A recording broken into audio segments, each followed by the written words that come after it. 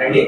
అస్ అనేటువంటి ధాతువునకు సమ్ అనేటువంటి ఉపసర్గ చేరి ఉపసర్గ మరియు ఘై అనేటువంటి ధాతువు ఘై అనేటువంటి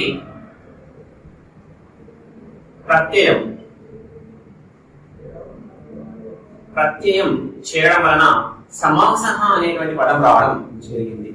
ధాతువునకు వెనక వైపు చేరే వాటిని ప్రత్యయాలు అంటాము. ధాతువునకు ముందు వైపు చేరేదానిని ఉపసర్గలు అని పిలవడం జరుగుతుంది. ఓకేనండి. సో అస్ అనేటువంటి ధాతువునకు సమ్ అనే ఉపసర్గ మరియు ఘై అనేటువంటి ప్రత్యయం చేరి సమాసః అనేటువంటి పదం రావడం జరిగింది. ఆ మొత్తంగా అర్థం ఏంటి అంటే కలిసి ఉండుట అని అర్థం. సమాసః సమ్ ప్లస్ అస్ ప్లస్ ఘై అంటే సమాసః అనే అర్థం అంటే ఏమిటంటే కలిసి